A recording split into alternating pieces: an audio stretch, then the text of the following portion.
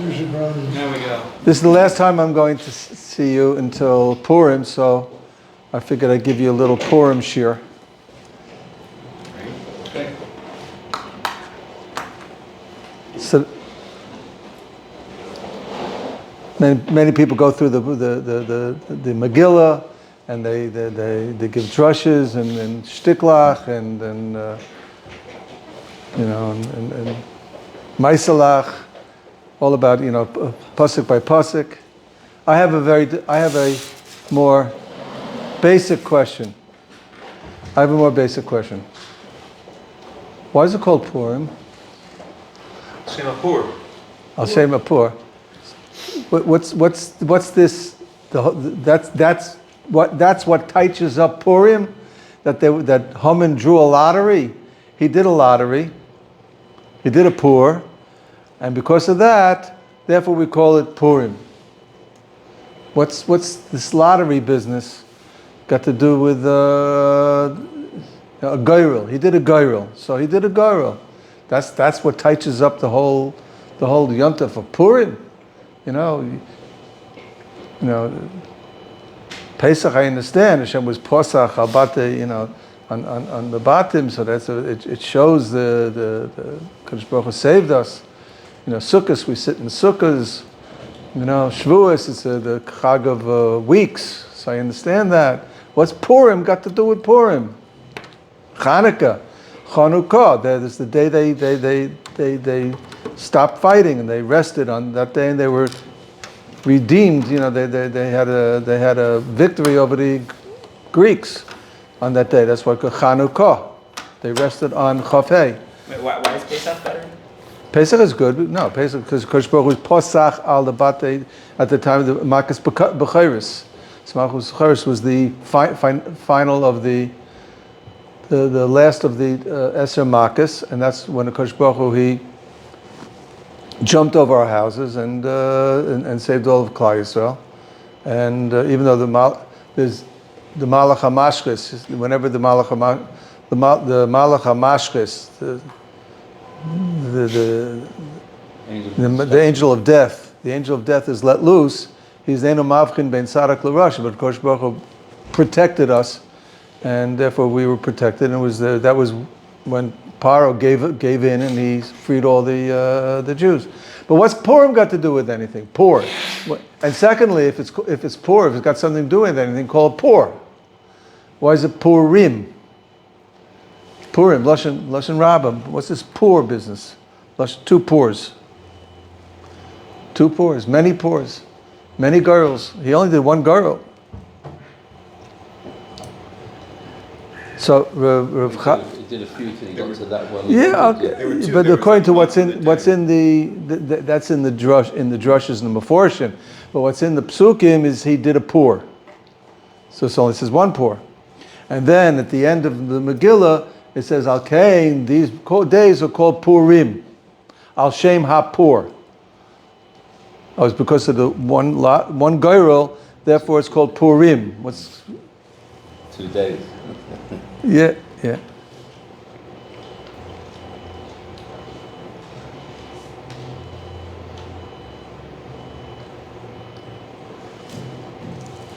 What's a lottery?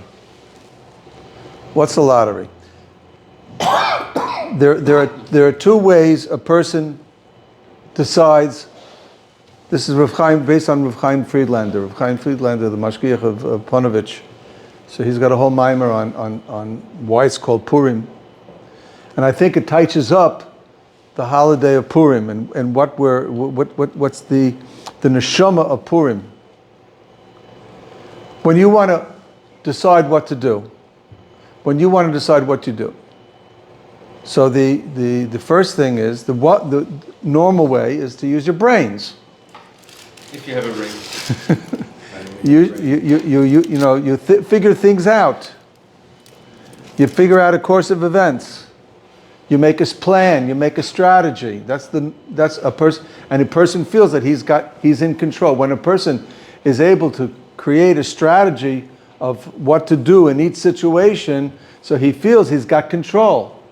He likes to get all the details, and then from the details he makes a decision what plan of action to do, whatever it is, whether it's going to the grocery store, which grocery store, how to get to the grocery store, but you make a plan, where you're going to park, you make a plan, whether it's business, what business to go into, when you're in the business, you want to get, how you're going to do advertising, how you're going to get customers, how you're going to strike a deal, how you're going to sit with them. It's all, you plan the whole thing out, where you're going to get money from, everything's planned out.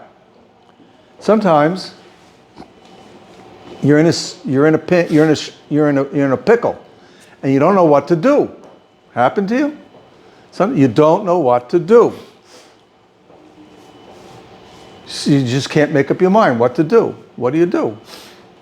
You go left or you go right? I don't know. So what do? Make a decision. You take a coin, you flip it. Go to the Rebbe.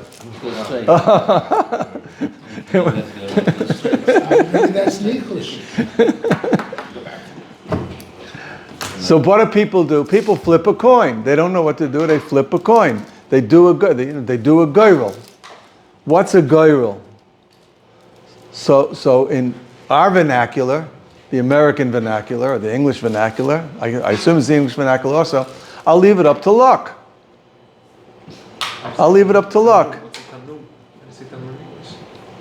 Yeah.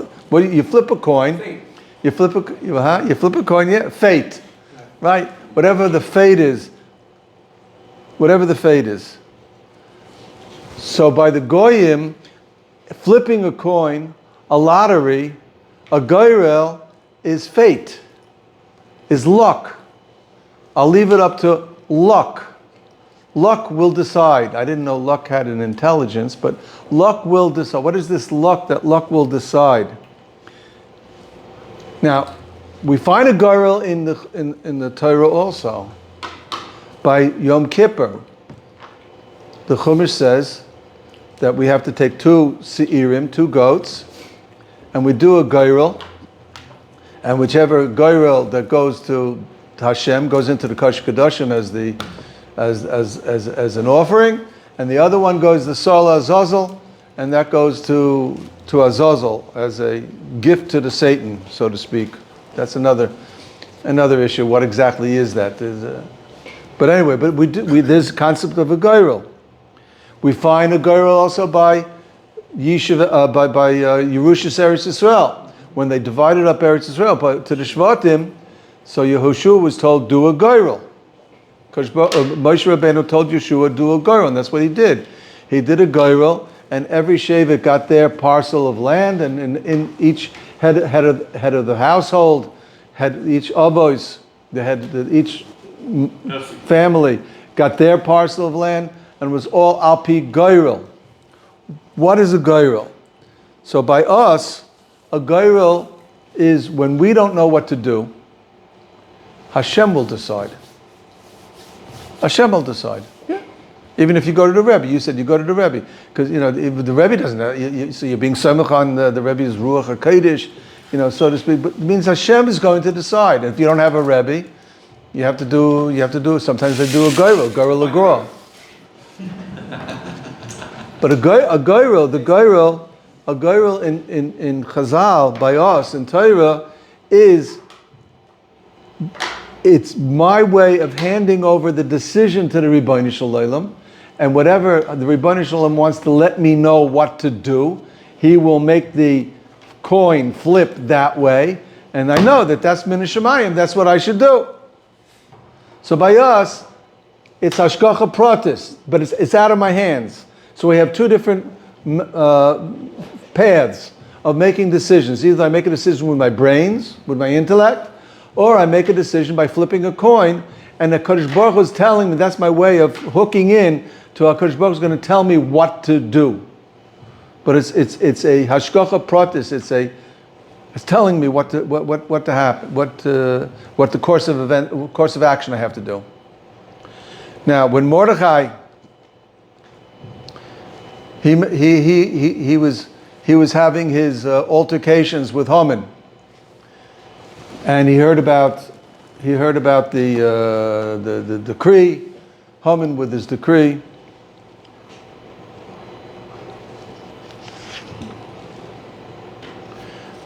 So he was crying in front of the Shara Melech, and he was waiting there. So Esther sent Hasach, which is Daniel. She sent Daniel. Why is he crying? Why is he wearing sackcloth? Why he's wearing sackcloth? He's in mourning. What's bothering him? Vayaged lo Mordechai. So Mordechai told Daniel, as kol asher karahu,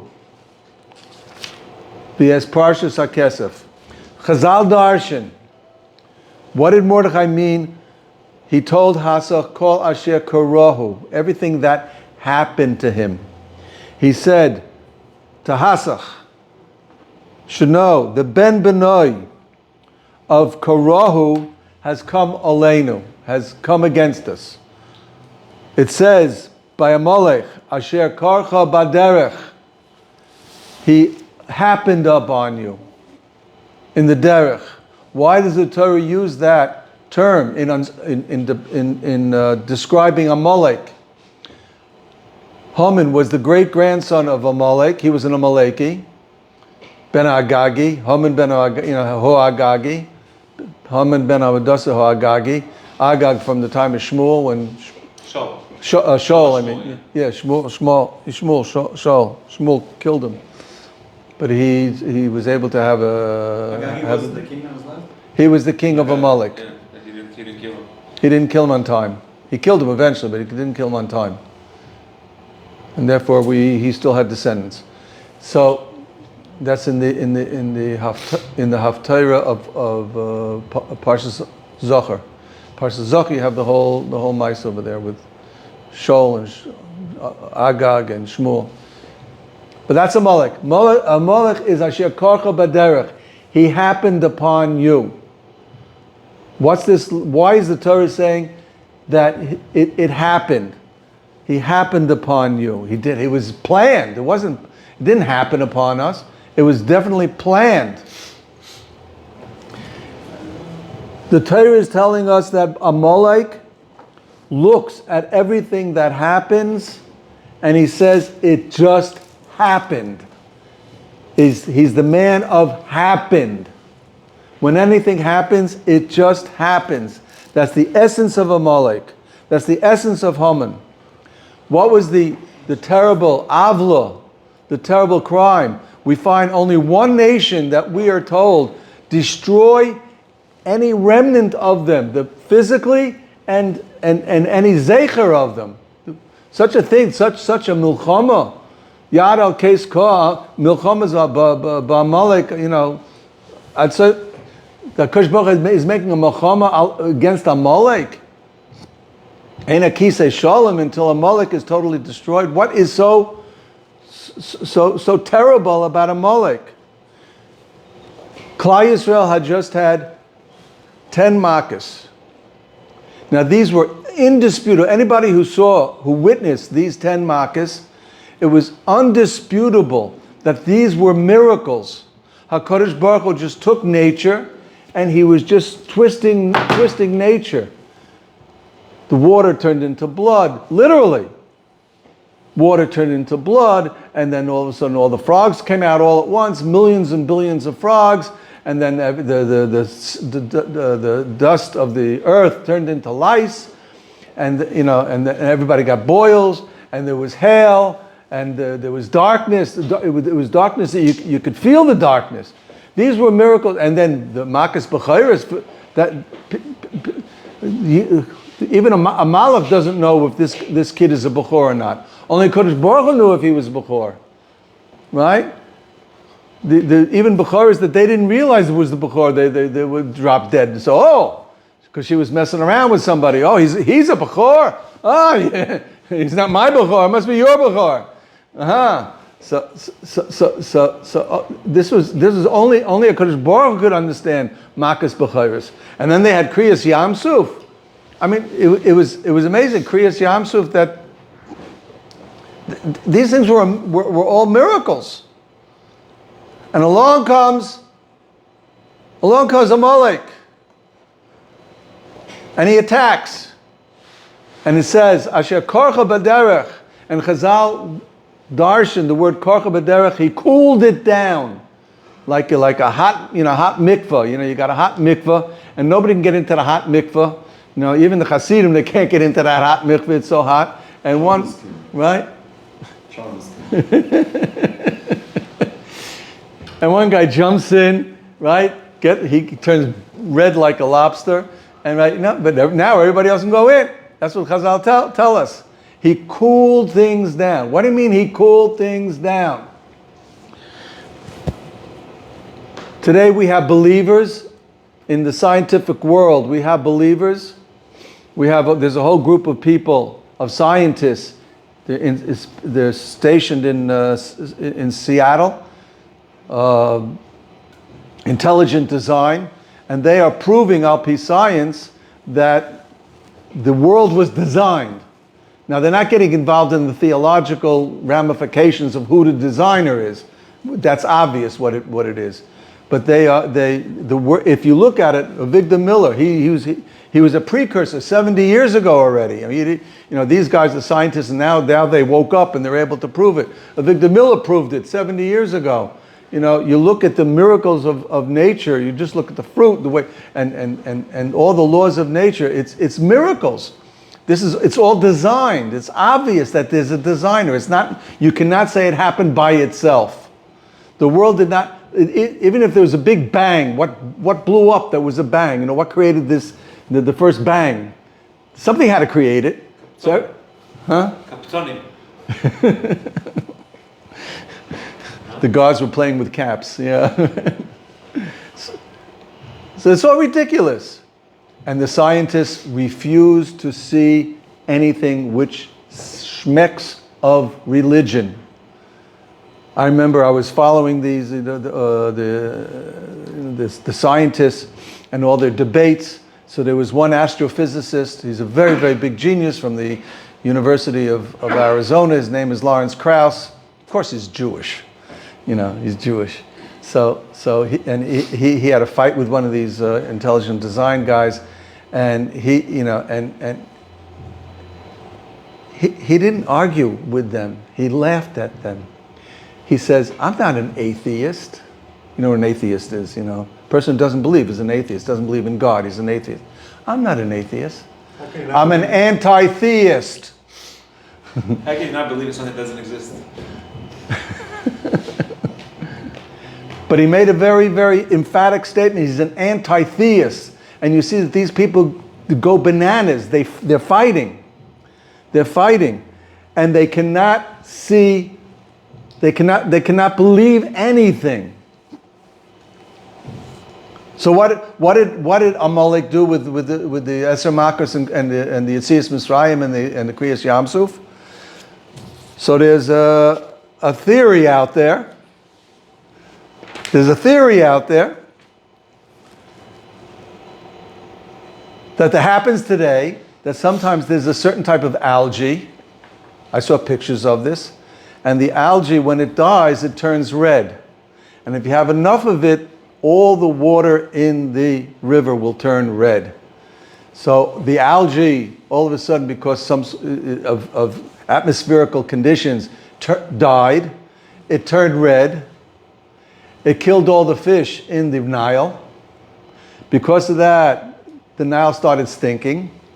All the frogs came out because they couldn't live in the Nile. And then when the frogs died, so then the frogs died because they were not in their natural habitat. So when they died, so they created lice, right? All the bugs, came out, all the lice.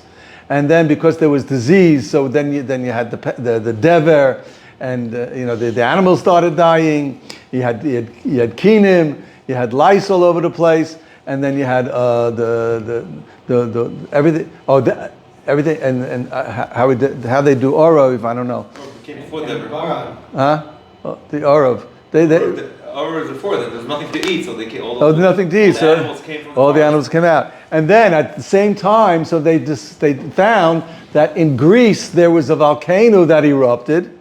You hear it? There was a volcano that erupted, and it let out ashes. So all the ashes came down. So that was. And it created boils on the people, all the ashes, and then it got so dark from the volcano ash in the sky, and that was choshech. And then when the volcanic ash came down, it created fumes, right, that killed that killed all the young babies, the firstborn. Their idea of firstborn, they think it was the firstborn was the little kids. We know it was even adults, but kids that were very susceptible to this, and so everybody started dying at night, and it was at night because they came down at night. Rabbi, this is a very interesting theory. I think I might have to reevaluate my decisions in life based on this theory. Do you hear how far-fetched people are willing to go in order to? But what does it do? Exactly what you said. What does it do? It cools down your emunah. Suffix. It creates at least a suffix.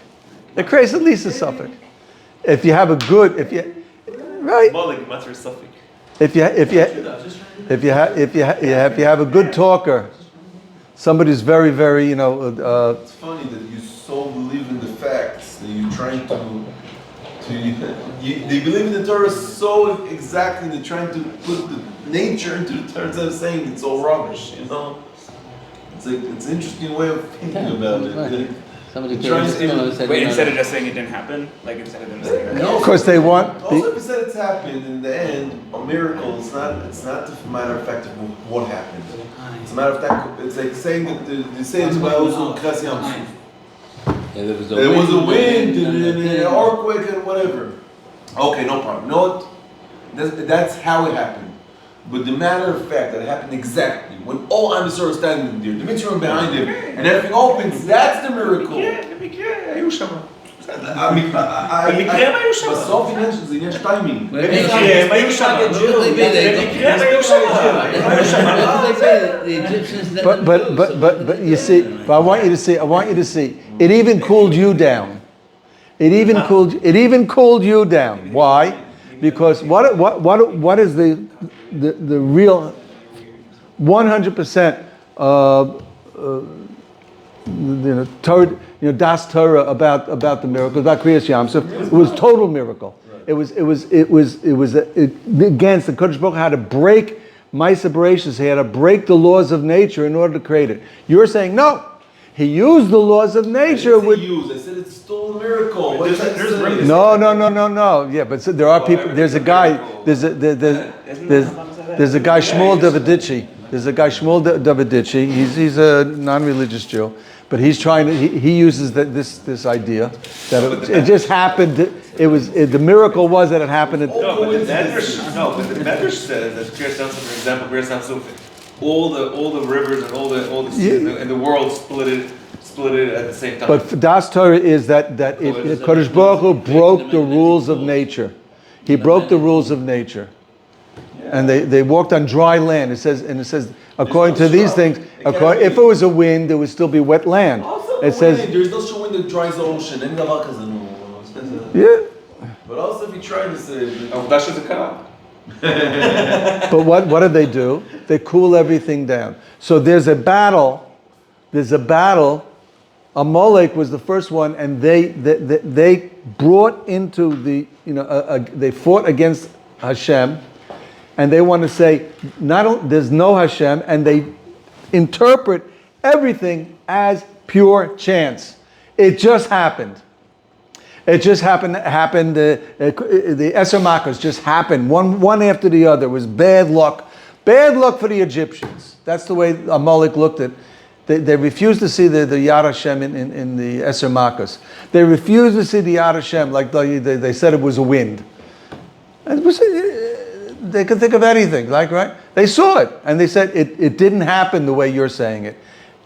So that's Amalek. Amalek is putting into human society the concept that you don't have to believe HaKadosh Baruch, you don't have to believe Hashgacha Pratis, you don't have to believe in Hashem running the world. There is no Hashem. There's no Hashem running the world. The world is working on pure luck. That's what the scientists are today. It happened. There was a big bang and it just happened. Evolution. They're disproving evolution. Revolution is having a very hard time right now because these people in Seattle are demolishing it. It could not have happened, especially now that they have the concept of DNA, and that, and, you know, they thought it was like there was this prehistoric soup, and the soup got together and it created proteins, and then some lightning came and created a living microbe, yeah, and they try to recreate it, and they can't do it. Now they realize in order to create life, you have to create DNA. Now DNA is a computer program. DNA is a computer program. It's already a very sophisticatedly designed computer program on a USB chip, which is so small, it's smaller than a cell. It's just a couple of strands of protein inside of a cell. We can't even create a chip that small with all our technology. And it's so, and we're still deciphering, and it's got everything in it. Take a butterfly. I wasn't going to get into this, but take a butterfly. It's got the butterfly DNA has within it that it creates a worm. It creates a worm, and the worm has in it the brains to create a cocoon. And then when it goes into the cocoon, it goes into hibernation, and then the DNA knows how to undo all the fabric of that worm and put it back together again as a butterfly. So it's got two creatures. The DNA has the plans how to create two creatures in one. Double cassettes. I just looked it up. Each cell has 2 meters of DNA in it. Yeah. So, and this is information theory. Information theory demands an intelligent design. No, it just happened, and they're still fighting it. That shows you how strong Amalek is. Amalek is not going to give up, no matter what. And that's why HaKadosh Baruch Hu decided, I mean, HaKadosh Baruch Hu saw in Amalek, he is the antithesis of his whole purpose in creation. The whole purpose of creation, the Ramban says at the end of Parshas Bo, is to be Modia, that everybody should proclaim that there is a Boirei Olam. That's why it's everything we do, we have to say 100 brachas a day. We have to praise HaKadosh Baruch Hu. We say Baruch. HaKadosh Baruch Hu is Baruch. He's sending down, like, what's the Lashon Baruch? Baruch is sending down, is Brecha. He's sending down a Shefa to the world and keeping everything alive. HaMachadish B'tuva B'chol Yom Tomid Masa Bereshis. That's HaKadosh Baruch Hu. We have to proclaim HaKadosh Baruch Hu is Boirei. That's why Shabbos is so important. Why Shabbos is the fundamental, is the center of Yiddishkeit. Why Shabbos? Because we proclaim that there's a Boirei Olam, not like the Apikorsim, not like, the anti-theists. There's a Boirei Olam. He created the world not in 15 billion years, not 15 billion years ago. He created it in 6 days. How can he create the world in 6 days? A nes. It's a miracle. Out of nothing. Maisa Bereshis, from nothing, there was a big bang. What blew up? There was a big bang. What blew up? There was no sun until the 4th day, so you can't have time until... Even though there's a problem, I don't understand it, but according to the Ramban, when it says Vahir, Vahivoker, the first day, time was created on the first day. So there was a concept of time. You couldn't measure it. You don't need the sun. You couldn't measure. What's time? That I don't know. You have to. Unless you have. I don't know everything. An hour after it happened, in our perspective, we call it Yom Rishon. I said, okay, No, but what's time? What's time? What's time? Where Kodesh Baruch Hu is in Shemayim, is there time? No. What does that mean? It means you go back and forward, sideways, up, down. There's no. So once he created our world, Kodesh Baruch Hu created our world. The first day, he already created it with the concept of time, that you can't go back in time. They're trying now to go back in time with with astrophysics and atomic physics, but it doesn't make sense They to didn't me. get there yet. No, they didn't get there yet. Never gonna get it. The time machine. No, you got it wrong. They're still there. I mean, the time machine the time machine is totally logically impossible. You can go back and then kill your grandfather, and then you won't exist, so you never killed him.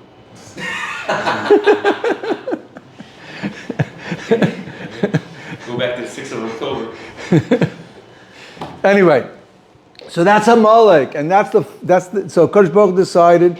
HaKadosh Baruch Hu saw in Amalek the total antithesis against the Maisa Bereshis, against what his whole plan of creation is, and therefore he says, until Amalek is wiped off, not just Amalek, the whole concept of Amalek. What's the concept of Amalek? Asher Karahu.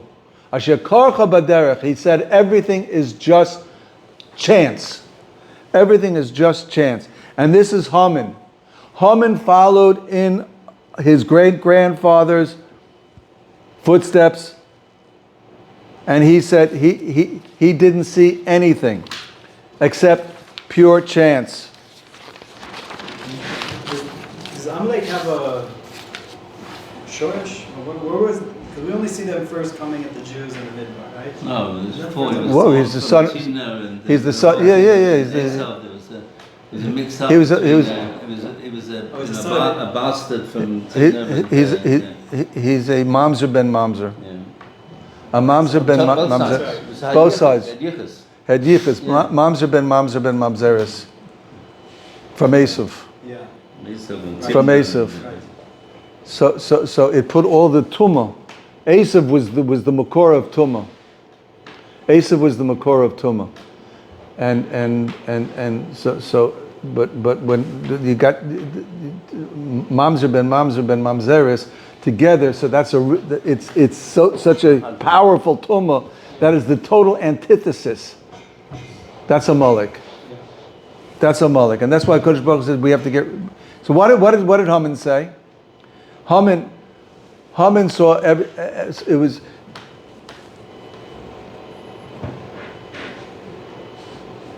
Achashverosh he threw a party, and he was trying to raise himself up and get esteem in the eyes of all the. I'm not getting involved, and he was also showing off the kalim of the Beis Hamikdash, and he was celebrating that the 70 years had passed according to his cheshbon. The 70 years were over, and therefore the Jews, they were always afraid of the Jews. They've always been afraid of the Jews.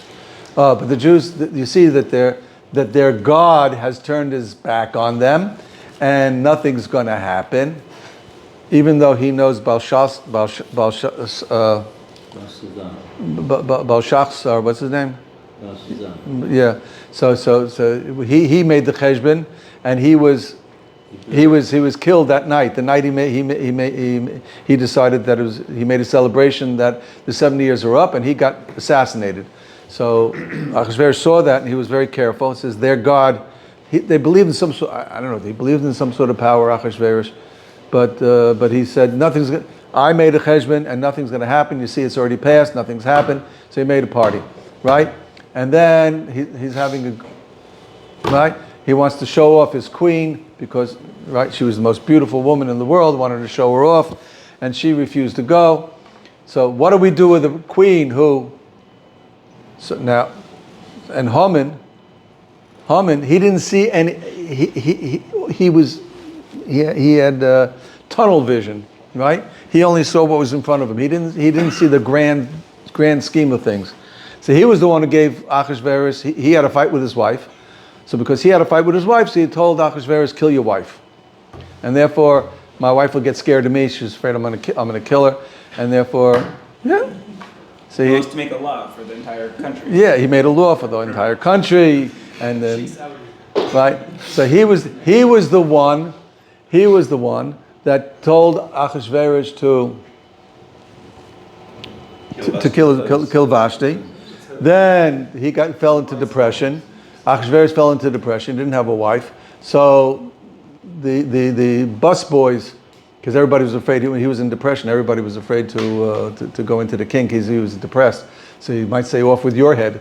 So therefore, it was only the busboys, like the butlers, the poor kids who, they had to tie his shoelaces.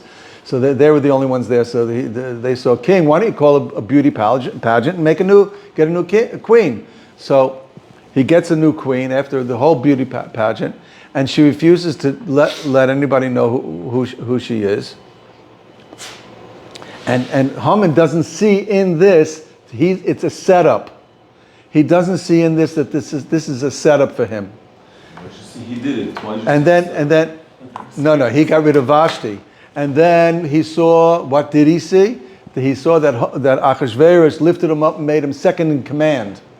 Now he's second in command. He's the viceroy. He's now the viceroy. He made an in. Even though he was a nothing, he now is in. And he looked at this as he's got good luck. And then he had the fight with Mordechai. Mordechai refused to bow down. And then he went into the king and he wanted to ask the king to kill Mordechai. And it just happened that night that they were reading the Chronicles. The king couldn't sleep, so he had the Chronicles read to him. And it happened to open to the page where it talked about Mordechai saving the life of the king. With the two guards. They wanted to poison him. Bigson and Serish. So it just happened. And then he comes in, and what do you do to the king wants to honor? Oh, who does the king want to honor more than me? And he told him, right? Okay, do that to Mordechai. Dun. Tune in to next week's.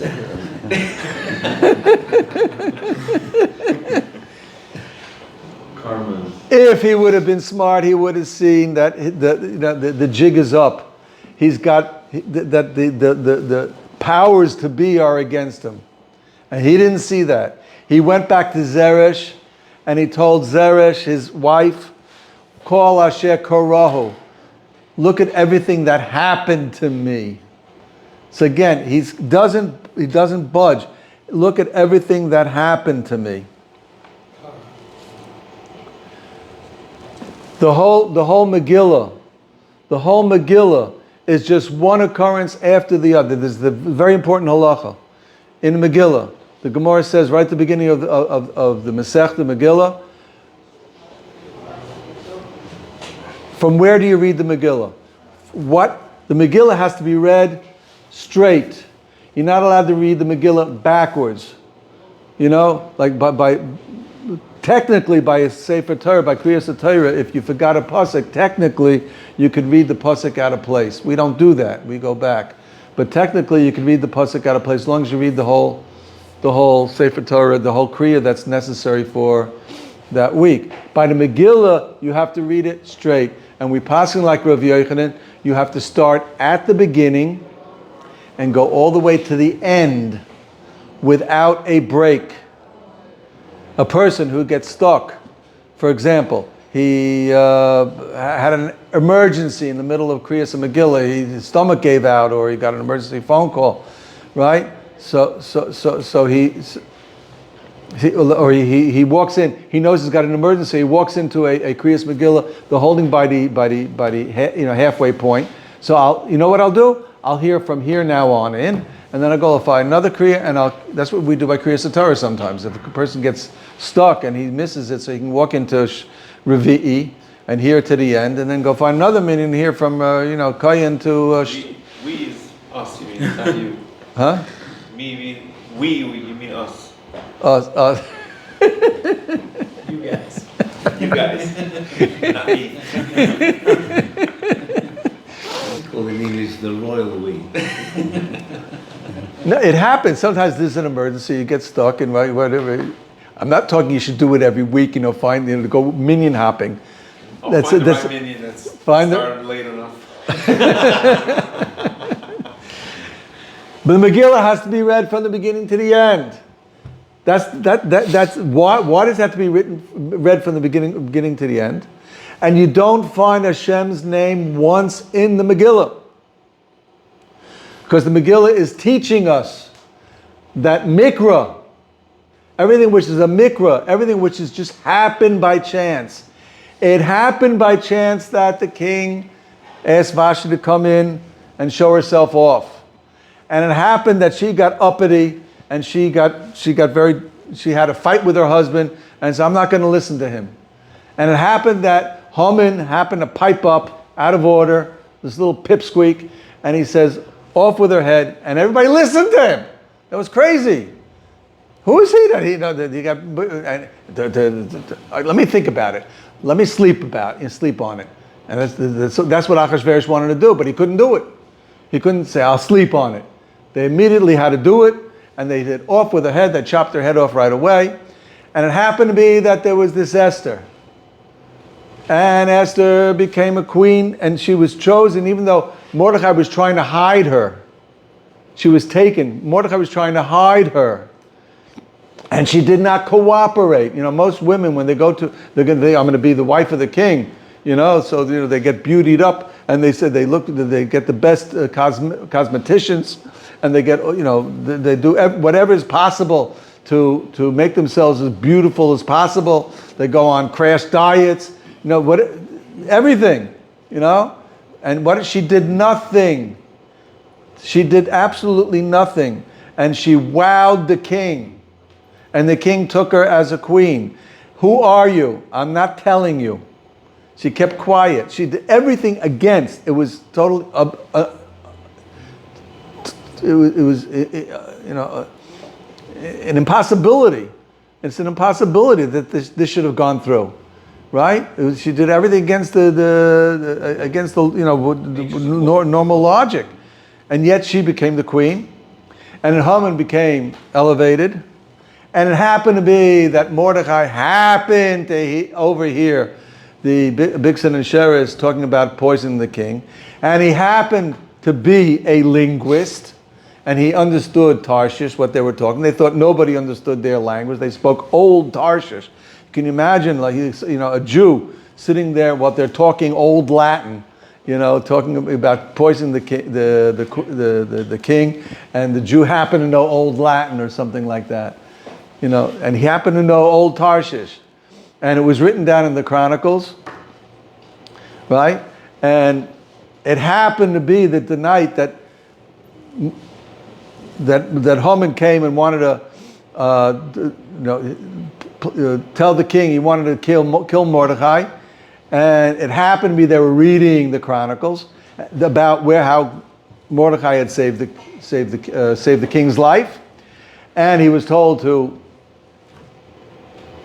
lead him throughout the city, and it happened to be that he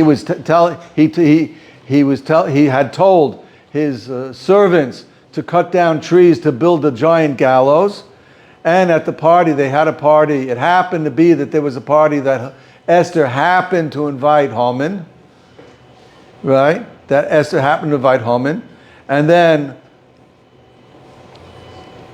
Achashverosh asked Esther, tell me what's bothering you. He says, Haman's bothering me. And he didn't want to kill Haman, so he went out to get some fresh air. That's what you do when you get angry. And they seized all the servants cutting down his beautiful orchard and all his beautiful trees, and his garden is being destroyed. Who sent you to cut down the wood? Haman. Off with his head.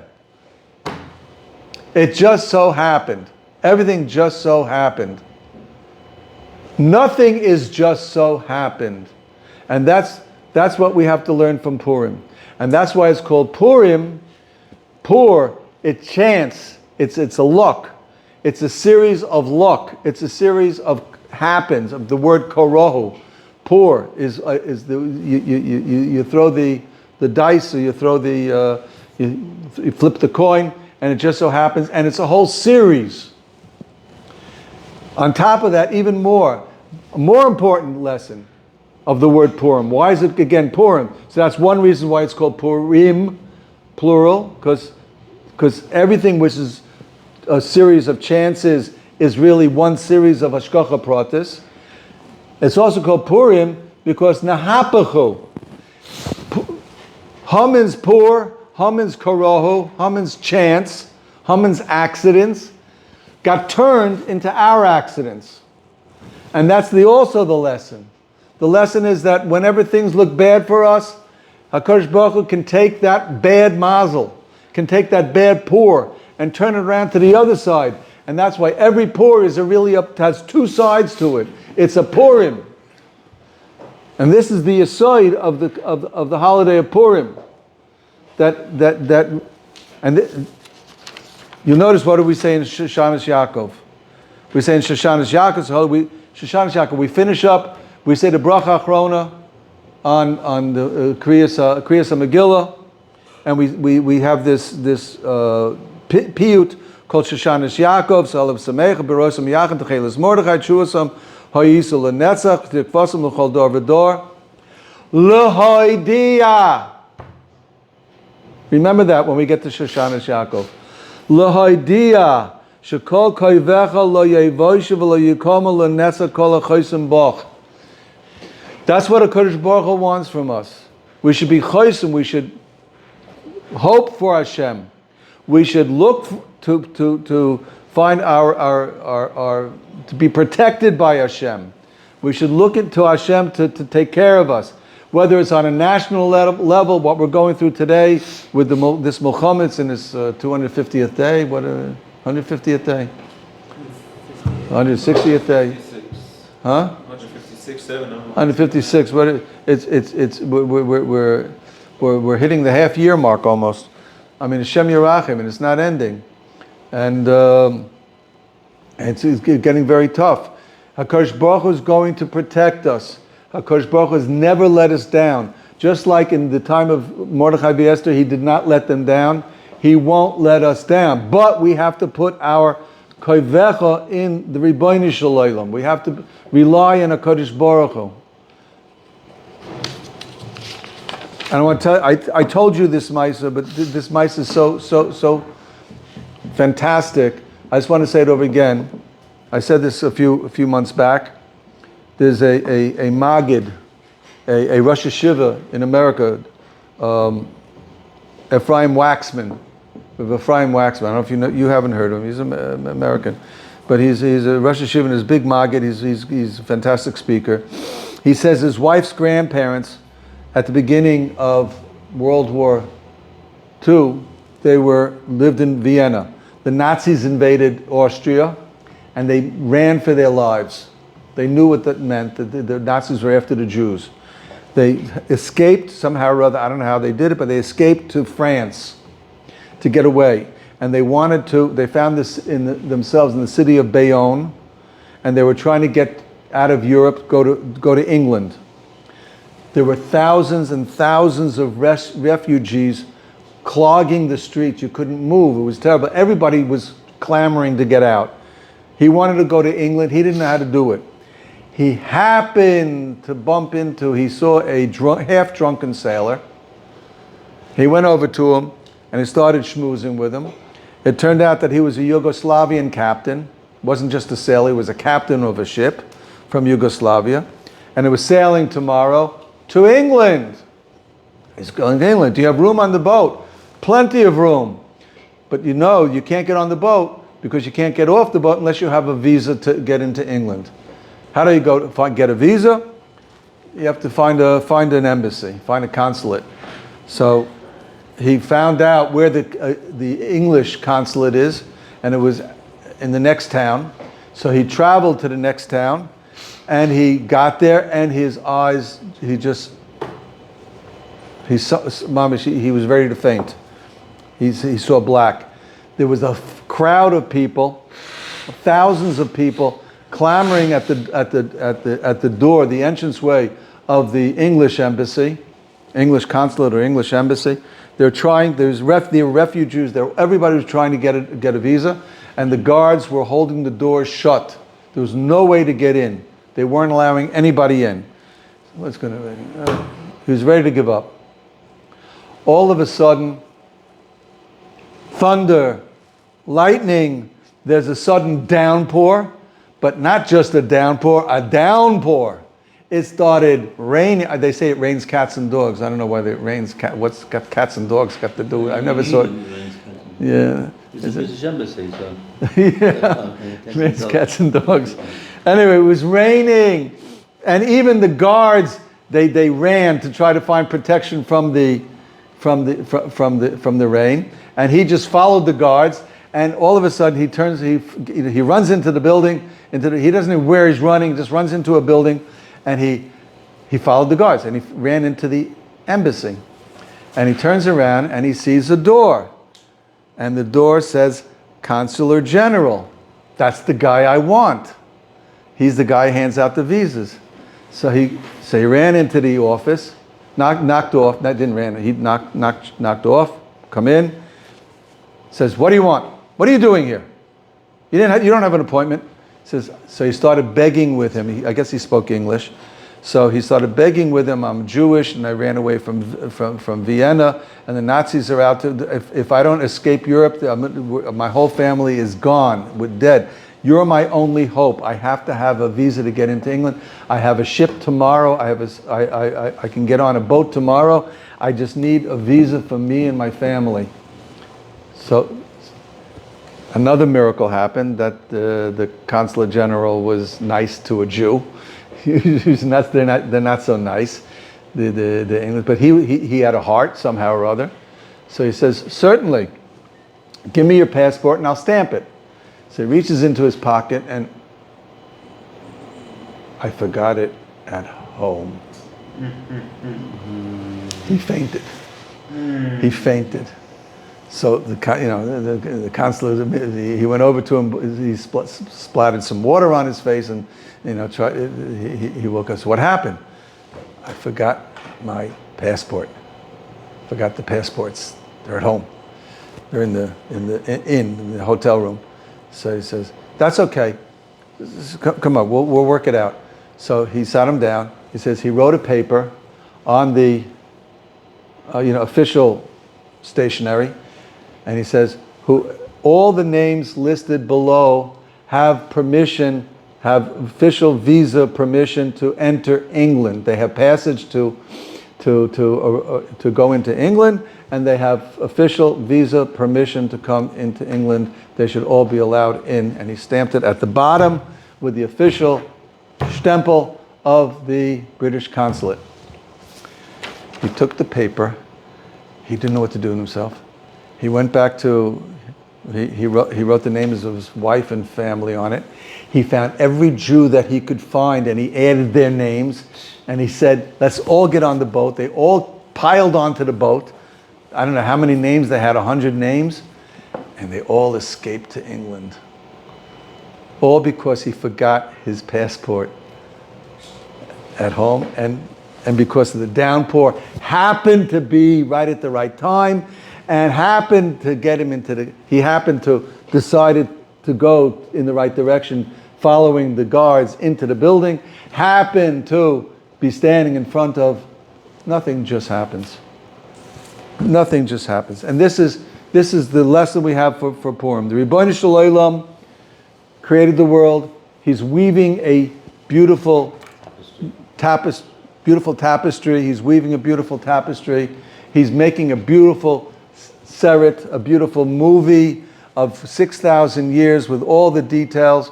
And B'ez Hashem, when we get to Olam Haba, we'll sit back, and while we're eating our popcorn, we'll enjoy the movie and see how everything happened, how Kosh Baruch Hu manipulated everything to make sure that everything would work out properly. Oh, yeah.